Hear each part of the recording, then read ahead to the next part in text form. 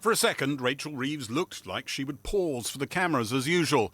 But the government wants to downplay this moment, so none of the usual budget fanfare photo call. Only 5 months after that moment, Rachel Reeves is having to perform emergency repairs to numbers that no longer add up. The Chancellor was quite clear where the blame lay. The world is changing. We can see that and we can feel it. He wasn't named, but President Trump hovers over everything. These were protests on his last visit in his first presidency. The government argues his pronouncements on tariffs and defence have shaken the world economy. The global economy has become more uncertain, bringing insecurity at home as trading patterns become more unstable. The biggest deterioration comes from a rise in the cost of government borrowing. That's because of market changes since the budget, but most of those had happened before Christmas, before Trump was in office. There was a photo opportunity to emphasise how President Trump has accelerated a hike in UK defence spending. The Office for Budget Responsibility ruled there was a £14 billion hole that needed to be plugged in the public finances to stop the government breaking its own borrowing rules. The Chancellor said billions would be saved from Whitehall cuts, chasing tax evasion and welfare cuts. A Commons vote is expected in June. Rachel Reeves sounded like she was already taking on potential anti-cuts rebels in her own party. There is nothing progressive, there is nothing Labour about working people paying the price for economic irresponsibility. 2.25 million people who currently get the Universal Credit Health element will lose £500 a year on average. A total of 800,000 people will completely lose out on getting personal independence payments, which help with the costs of long-term health or disability. The average loss for people affected by these PIP changes will be £4,500 by 2029. The really big changes are reductions in eligibility for disability benefits. That will mean about 800,000 families losing eligibility for disability benefits. Those are paid whether or not you're in work, and they're simply a cut to save money. At the same time, the global economy has become more uncertain. Rosie Williams receives PIP and universal credit. I would love to know how they came up with which needs scores which amount of points. She's convinced the government's list of new qualifying conditions has been designed to exclude many like her who suffer mental health issues. I mean, it's really likely with these changes in scoring that I wouldn't qualify. The thought that I could just get a letter in the post one day and then I won't get that payment, so I won't be able to pay for my bills or my prescriptions, my therapy. Whips worry a Commons rebellion could go well beyond those who are speaking up now. People are feeling, conflicted at the moment. We've got such a large group of very new MPs. They don't want to be seen to put their head above the parapet or breaking the whip. But they're queasy and anxious, some of them you find. Some of them are, some of them are. If they don't budge, they haven't got your vote. I will make it very clear here and now that I will not vote on making life difficult for my constituents. The headroom that Chancellors set aside in case of economic headwinds had averaged around £26 billion, before more recently plummeting to way below that. Rachel Reeves tried and failed to get away with minimal headroom last autumn. She's doing the same again today. As a result of the steps that I am taking today, I can confirm that I have restored in full our headroom against the stability rule and a surplus of £9.9 billion in 2029-30. That compares to the headroom left by the previous government of just £6.5 billion. Amongst the many issues that could knock her numbers off course again, trade wars initiated by Donald Trump. The Office for Budget Responsibility warns if the United States slaps a 20% tariff on China, Canada and Mexico, and those countries retaliate, the OBR estimates it could knock out some of Britain's GDP. If the United States slaps 20% tariffs on all countries, including Britain, it dents our GDP even more. If those countries, including Britain, retaliate with matching tariffs, we could lose 1% of GDP, and the £10 billion surplus Rachel Reeves scrabbled together today could be wiped out completely. How fragile does this all look? In terms of the Chancellor's ironclad fiscal targets, looks pretty fragile. I mean, they feel more like sort of paper-clad in the sense of how, or something more fragile than paper, in terms of how fragile they are to potential changes, actually not very big changes in the world economy. Many think the Office for Budget Responsibility could knock down its economic growth estimate yet again this autumn, forcing Rachel Reeves into very painful choices if she's to stick to those fiscal rules. So there's two decisions she can make. She can either raise taxes in order to meet the rules, and I think if she's forced into it, that would be the right decision, because if she junks the fiscal rules and says, I'm just going to borrow more, that's putting us at serious Tory advisor risk. says, well, I think that's putting us at serious taxes. risk. Well, if she wants to spend more, which is, I think, going to have to be her goal, because that's what her party wants to deliver, doing that by borrowing more and ditching the fiscal rules is going to be very risky. The option's not there, you think? No, I don't think that is an option. I think we're now right at the limits of what markets will tolerate. Could she have the credibility political problem as a Chancellor? Well, the political problem for her is if she comes back with tax rises, that's going to have to be all the taxes that she ruled out, I think very unwisely ruled out in the election. And I think politically that could be a real moment of peril for her. And I commend this statement to the House. Difficult as this was, many believe all the indications are her task is only going to get tougher. And Gary's with me now. When you look at these welfare cuts, Gary, are Labour MPs wondering if they're still Labour? There is a bit of that around. The sort of numbers that are being talked about on welfare are the stuff of Labour nightmares conventionally. I mean, you were talking about some of them, but 3.2 million families, of the poorest families, potentially losing £1,700 on average. But these aren't coming from campaign groups, these numbers. They're coming from official government documents. Strangely, some of them are actually disputed by the government because they say not all their interventions were factored in. But look at the numbers for people who are projected to move into poverty.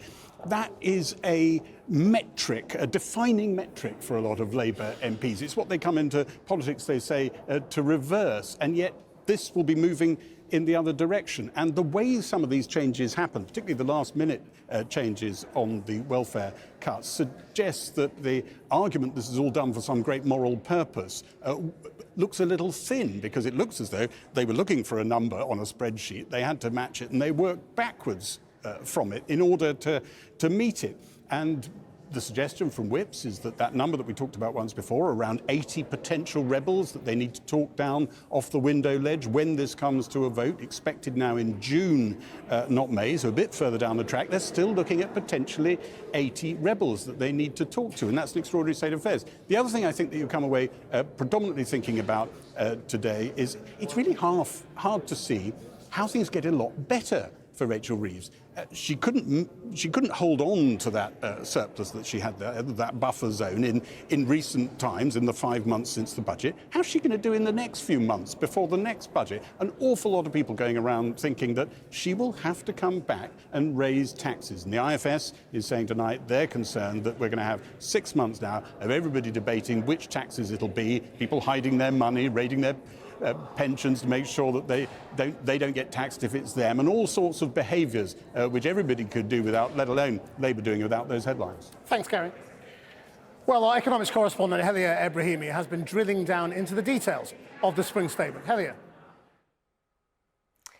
Well, this government has made boosting economic growth its #1 priority. But today's assessment from the OBR looked lukewarm at best. Here's what the OBR thought back in October. And then here's what they think today. You can see this year, not only is economic growth trimmed, it's actually halved. Now, it does recover in later years, and at the dispatch box, the Chancellor celebrated how getting Britain building again would tangibly deliver growth in this Parliament. But the OBR described this increase as just modest and said across the whole Parliament, growth would actually be half a percentage point lower. So the big question is, are we better off? Well, the Chancellor emphasised how households would be £500 on average better off by the end of Parliament. But let's take a closer look at that. Remember, Labour promised to be the fastest growing economy in the G7. Then, when that was unrealistic, they switched to improving living standards. Well, this chart shows they have actually succeeded on that score. Disposable incomes have gone up by that £500 that Rachel Reeves was talking about, bringing a little bit of spring to household pocketbooks everywhere. But let's look a little bit closer at where this boost comes from, because most of it is about pay outstripping inflation, and almost all of it comes last year. The rest of the forecast, as you can see, is a little bit better, but frankly, not very much. It's from a higher starting point, but not that much to crow about. So while the Chancellor's claiming much of the credit for this, the numbers tell a slightly different story. So now let's talk about how the Chancellor clawed back her fiscal headroom today. In October last year, she had £9.9 billion, just wafer-thin spare capacity, but because of higher borrowing costs and lower tax receipts, all of that got wiped out and left her with a £4.1 billion deficit, crucially breaking her own fiscal rules. To claw that headroom back, there's been a £14 billion swing, and she's announced policy measures worth nearly £11 billion. Now, that includes the controversial £4 billion of welfare cuts that you saw today. There's also trimming of departmental spending. And then that house-building programme that I talked about earlier, that's giving the government a £3 billion boost. So although the OBR said today, when they told the government off, you missed deadlines, you provided little evidence about all your welfare plans, finally they get back conveniently to that £9.9 billion of headroom. Now, the bigger problem, I think, for Rachel Reeves is that if you look at the big picture, that tiny bit of headroom faces a huge amount of uncertainty. In fact, the entire forecast only has a 54% chance of not being thrown off course by President Trump's tariff changes, borrowing costs going up, or Britain failing to improve its productivity. So while today was hard, as Gary was saying before, the real hard economic work may still yet be to come. Thanks, Helia. Well, in the last few minutes, it's emerged that the Chinese owners of British Steel have rejected a £500 million offer from the government to help them switch to greener energy, a move that will raise concerns about the future of thousands of jobs at the company's main site in Scunthorpe. I'm joined now by the Treasury Minister, James Murray. Did you come into politics to make poor people poorer? I came into politics to put more money in people's pockets, but we know the only way we can do that is by having a fiscally responsible government with economic stability, which will lead to investment and growth. And we are absolutely determined to stick to our fiscal rules, to provide that stability, to get that investment, and then to grow the economy, because that's how we get more money in people's pockets. How on earth is a Labour government doing things that create 250,000 people in relative poverty, 50,000 of whom are children? A Labour government making children in poverty? Well, look, as you'll know, tackling child poverty is a priority for the Prime Minister, for the Chancellor, for all of us in government. Not a very high priority. Let me be clear about those figures that you just quoted, because they are sort of one half of the story. So they are the impact of some of the changes which we're making to welfare. But the part of the story that hasn't yet been set out in terms of the impact is about getting people into work, because we know. So some of them may get jobs. Well, we know that the best. But not all of them. You're not going to get jobs for 250,000 people, are you? We know that the best route out of poverty is to get into work, and that's why yes, the but you're making more people poor. The principles behind our welfare reform are to get people into work. It's to make sure we've got the support there for those in the greatest need, and it's to make it fiscally responsible and fiscally sustainable. We have to get to a system where we fix the welfare system, because, you know, I don't think anyone you have in your programme this evening will say that the system is not broken, will say that things can carry on as they are. We have to make change. But if this is an in-principle change, why did you suddenly have to find another 500 million overnight? This is not an in-principle change. This is about making the numbers add up. It's blindingly obvious. Look, this is absolutely driven by our principles of welfare reform, which is about getting people into work. We believe in the dignity of work. It's about making sure that we give people the support they need so that everyone who can work is able to get a job. It's about making sure we have that safety net for those in greatest need, and it's about making sure it's sustainable. Now, look, there's been an iterative process with the policy development, going with the OBR and the government to make sure that we get to the figures which are now published today. But there's further work to do as well over the summer, because we set out in the Green Paper the further details that we need to consult on, and that's how the policy will develop. But the trouble is that the headroom that you've created is so fragile. It might be wiped out literally next week.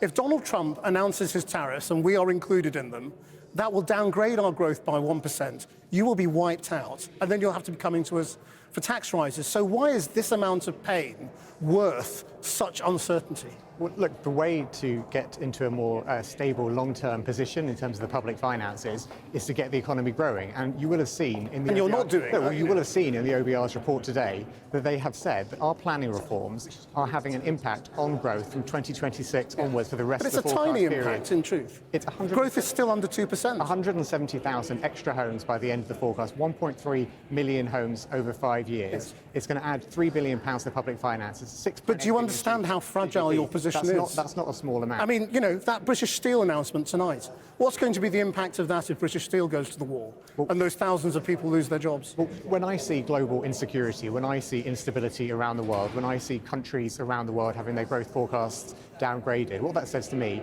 is that we are doing exactly the right thing by going further and faster to improve economic and national security and to renew our country, to make sure that we're making these radical changes to the planning system to get more homes built, which is creating the homes for people to live in, as well as driving economic growth, putting more money into defence, not just to defend our national Because security, Donald Trump's but forcing also, you to. Well, And that's what you won't say.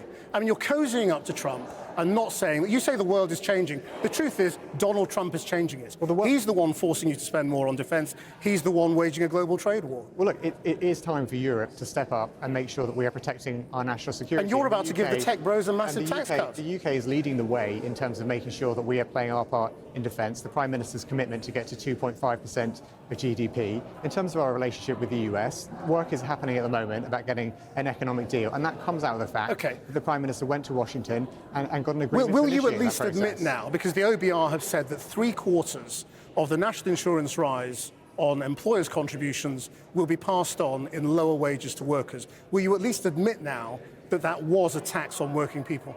Well, it's a tax on the employers. 3/4 of which if I is can just passed explain on. this, Christian, because it's a tax that employers have to pay. And look, it was one of the really tough decisions we took last October. It was one of the toughest decisions in the budget, and we were upfront with the fact that... But will you admit it was a tax on working people? We were upfront with the fact that it will have consequences, and employers will have to work out whether they can absorb it or how they pass it on. We were upfront with the fact that it will have an impact, but those impacts were scored by the OBR at the autumn budget last year, and it was necessary to restore fiscal responsibility. And you know, the basic point here is that having fiscal responsibility obviously has costs, but fiscal irresponsibility has far greater costs. We saw that a few years ago with Liz Truss. We need to make sure that fiscal responsibility, economic stability is the bedrock of what we do in government. James Murray, thank you very much indeed for joining us. Well, the Conservative MP, Richard Fuller, is the Shadow Chief Secretary to the Treasury. Thank you for joining us. And James Murray just pointed it out there. I mean, you were in the Treasury under Liz Truss. It's nice to have a fiscal event, isn't it, where the markets don't panic and borrowing costs don't skyrocket. It's quite novel for you, I suppose. Well, it'd be nice to have a fiscal event where we could recognise that the businesses that we depend on to grow are actually growing. What we've seen today is that the latest forecast for this year is that that has been halved. Yes, but the government is delivering stability in the markets. That's clear. Nothing's gone mad, as it did under your government, which put up borrowing costs and which left the economy in such a state. The borrowing costs are already higher than they were under Liz Truss, and actually because of the decisions made by Rachel Reeves, those borrowing costs are now forecast to be higher for longer, and that means less money again for businesses to invest, a higher hurdle rate for them to make a return. That means lower prospects for future growth. What would you do then to fill this £4 billion black hole, if you like, in the public finances? Would you scrap the rules? Would you raise tax? Or would you cut more?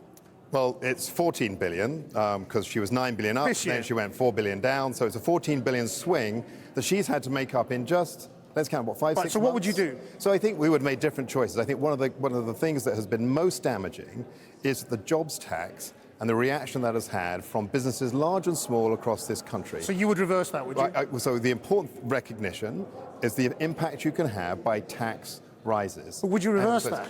No, I think we'd make different choices. So that would cost us even more, wouldn't it? So we'd have an even bigger hole. So where would you find the money? No, we wouldn't. So, for example, you were talking earlier on about the reductions on welfare. And to be fair, you said very strongly, asked the Labour minister some very tough questions about a Labour government doing that. The Conservatives went into the election saying that we would cut welfare more than Labour has offered today. We were offering £12 billion per year of So you'd push even more people into poverty? And the reason why that isn't, as James was answering, that's just part of the two sides. The whole reason, I've been in Parliament long enough to go through a series of these changes on welfare. The goal is always to try and find pathways for people to get back into work, So why because didn't you that's do where it? people Why did it have get so greater bad dignity. under the Conservative I think government? it's a very good question, and we were wrestling with it in government. One of the main reasons is there was a big uptick that occurred during and after COVID, and also a big uptake in mental health and anxiety issues. And some of the work capability systems had changed during COVID because they went from direct face-to-face like we're having to being online. And in that case, some of the approval processes went up, the rates went up, the percentage went up. And also the emergence of anxiety and mental health issues, which weren't probably calibrated effectively, and some of the assessments were made. So which those ones were extra would changes that lose? So we were looking, so it was actually changed. I mean, this government's tackling young people claiming disability benefits and new claimers of disability benefits. Who would you like to take benefits away from? Well, I think it's a matter of which programmes you wish to change. And so we would look, in addition to what Labour has said, at fit notes that doctors look at, put forward. That's to look at issues who are presenting the fact they say, I have mental health or anxiety issues, I cannot work. That wasn't covered initially by the way in which the fit note process was reformed by earlier Conservative administrations. That'd be one of the ways that we've made changes. So it's about targeting particular types of people. It's looking at different ways in which people can be encouraged back to work. Do you think a little humility at these kind of moments when the Conservative Party would be a good idea? Absolutely. I mean, Kemi Badenoch's been quite honest about the mistakes that you made on some things. I think, do you owe the British people an apology for the way you handled the economy? But humility is absolutely right, and also humility about some of the difficult challenges we face as a country. You know, you were talking earlier on about the need for us to look at ways in which we might have put more money for our defence. That's a really big change to make. That means difficult choices in other areas of public expenditure. So I think you're absolutely right. The politicians sometimes should look and say, and we're quite collegial, look at ways that we can work together. But one of the things where we have a big difference for Rachel Reeves is that she is putting a punishing burden on private sector businesses, and that's destroying growth in our economy, and that's a choice we wouldn't have made. Richard Fuller, thank you very much. The Chancellor's spring statement and the government's own assessment of it, which says that welfare cuts will leave an estimated 250,000 more people, including 50,000 children in relative poverty by the end of the decade. Rachel Reeves claimed the broken welfare system must change and help more people into work. Well, Katie Schmucker is from the anti-poverty charity, the Joseph Rowntree Foundation. She joins me here in Leeds now. Katie, first, just set out for us the extent of the impact of the spring statement on the poorest in the country and how that compares to sort of previous rounds of austerity. Well, the Chancellor in her statement today said that she wouldn't do anything to put household finances in danger. But what she then went on to do is to set out the biggest package of disability benefit cuts that we have seen since the Office for Budget Responsibility's records began back in 2010. She announced more bigger than Tory austerity, in inverted commas. For disability benefits specifically, yes. And she announced cuts that amount to more than £6 billion per year by the end of the Parliament. And those are cuts that are going to have huge implications for hardship and for poverty among disabled families. But, you know, Rachel Reeves made great play today of the fact that her £1 billion plan to get people back into work, that would be the best way of dragging people out of poverty. So does she have a point there? Well, the government didn't actually provide any analysis of what the employment impact of their changes are going to be. So, you know, we would certainly support the investment and employment support that's in the what was announced today. That's a really positive measure. But actually, it's really uncertain what impact that's going to have. But what we can be certain about is that cuts of that scale, disability benefits, are going to deepen poverty. And the government talked about 250,000 more people in poverty on their own assessment. But actually, we think on our analysis, there's some DWP, Department for Work and Pensions, sleight of hand going on in that analysis. And actually, the true figure is closer to 400,000 people being pushed into poverty, and between 50 and 100,000 of them children. And that's from a government that said it wanted to end the moral scar of food bank use and see child poverty falling. So do you think the Chancellor should have increased taxes and borrowing still further? Was that really a viable option or not? There were certainly other options available to the Chancellor that would have kept within her fiscal rules and would have also kept within the manifesto commitments. Well, like what are you recommending? So something like taxation of those with the broadest shoulders that would actually support growth and would address some of the perverse incentives in our taxation system, actually. So, for example, evening out the way in which we treat capital gains within the tax system, or perhaps something like adding national insurance contributions to incomes from investment. But the argument is that would drive wealth creators further away, so you'd end up with a bigger hole. That's not what we think the response would be. Obviously, the government has gone a little ways down this road with some reforms to capital gains tax. We think they need to go further, because what we saw today is a lot of conversation about how the world has changed. But at the moment, the risks of the world changing are being borne by disabled people, some of the most vulnerable and marginalised people in our society, when actually that is a burden that should be falling on those with broader shoulders. Katie Schmucker, thank you very much for joining us. Well, let's go back now to Krishnan in Westminster. Thank you. Now, in the next half hour, Donald Trump is set to announce tariffs on all imported cars, which, as we've been discussing, is likely to spook the markets further and could immediately put pressure on Rachel Reeves' headroom. And we are expecting further tariffs from the White House next week, too. Joining me now is Richard Tice, Deputy Leader of Reform UK, and the Liberal Democrat MP Callum Miller. Richard Tice, I mean, you've always said everyone who should work, so you'd have cut benefits as well, wouldn't you?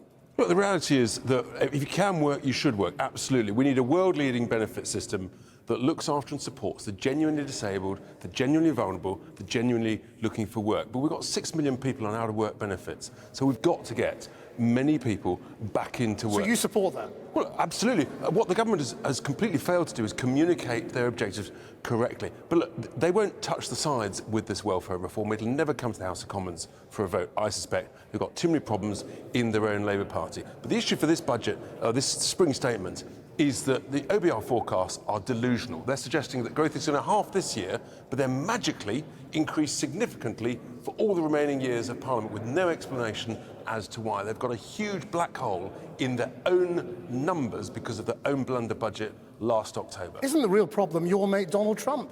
I mean, shouldn't you and Nigel Farage be out there telling him he's messing up the British economy? Don't be silly, right? In January, the economy in this country shrank before Donald Trump was President of the United States. He's making it worse. No, nonsense. What's making it worse is increasing taxes on businesses. What's making it worse is ever more employment regulations. What's making it worse is reducing the confidence because of the way this government has performed and behaved with this budget. Callum Miller, should the government be more aggressive about the effect of Donald Trump and his policies on our economy? Well, we as the Liberal Democrats have been very clear that Donald Trump represents a real threat to the United Kingdom. Reform and the Conservatives are kowtowing to Donald Trump rather than facing up to the challenge. And what Labour should have been doing is going after growth by restoring a degree of trade cooperation with the European Union, so that the many companies who have been tied up in red tape by the Conservatives' botched Brexit deal can actually get trading with our European partners. And if the price of not having the full force of tariffs next week is a tax cut for the billionaire tech bros, is that a price worth paying? It is not appropriate for Donald Trump's co-president Elon Musk to be setting UK tax policy. We should be looking at the contribution that the big tech giants are making, and they're not making enough of it. What do you think about that? You're completely focusing on the wrong thing. Today's statement is a disaster. Delusional forecasts by the OBR. They've got a 20 billion increase in government borrowing since their last numbers last October. That's what's really going on here. That's why this economy is struggling. And to sort of laud the EU, you do realise that Germany is in recession. You know, the EU is no panacea here. The whole of the EU is struggling in the same way we are, because we've got ridiculously high energy costs because of net stupid zero. Scrap that, we get lower bills, lower cost of living. The European Union has been a partner to the UK for a long period of time. As is America. More than 40% of our trade is with the EU, and companies in my constituency in Bicester and Woodstock tell me every week that they would like to be trading more with the EU. I was at BMW in Cowley this week, and they were telling me that they have huge problems in the motor supply chain because of the barriers when they're doing just-in-time. But that wouldn't fill the hole, would it? It would make in Rachel Reeves' numbers, which well, are Richard and I think agree is that the big story from today is the very disappointing growth numbers. The challenge is how we deal with that. So how would you deal with it? Well, we believe that the government should be accelerating those growth opportunities in Europe. And when it comes to funding things, we don't, unlike Reform, believe that that should come by taking away benefits for those disabled people who have such severe disabilities that they can't wash themselves or particularly feed themselves. Instead, we should be looking at the ways in which the companies with the broadest shoulders should be contributing to our revenues rather than making cuts. What about all those who are abusing the benefit system? We've got to get those people back into work. You can't just make it a lifestyle choice to be on benefits for life. It's but what would you do about growth? About growth? Scrap net zero, stop paying voluntary interest in the Bank of England on all the printed money, and cut the grotesque, obscene, wasteful government spending that's led to the productivity crisis. That would generate growth incentivise people, risk takers. I mean, so much of the net zero investment is about jobs and growth. No, it's not. It's destroying growth in the oil and gas industry. It's destroying our steel industry. It's destroying our car industry. It's destroying our chemicals industry. It's a catastrophe. There's a direct link by the fact we've got the most expensive electricity prices in the developed world and lower growth heading towards recession. I'm fascinated to hear Richard talk about cutting public expenditure. Everybody I spoke to in the campaign when we were being elected last July said they were desperately concerned about the state of public services. We need proper investment in our public services, not to cut them further as Reform seem to want. And which taxes do you think should go up? So we've advocated that the banking tax, which the Conservatives took away after the financial crisis, should be reinstated. The banks were bailed out by public taxpayer money. That should be restored. We think that the tech giants should be making a bigger contribution on their revenues. In opposition, Rachel Reeves thought that should be 10%. In government, she's defending it at 2%. And as you suggested, possibly even cutting it further to appease Donald Trump. You do realise we've got the highest taxes, forecast to grow even further in the last 70 years, and yet we've got the lowest growth in the last 70 years. Maybe that's proof that actually public spending is wasteful, unproductive, and leading towards deep damage to our economy. We might agree on growth, we're not going to agree on that. Thank you both very much indeed.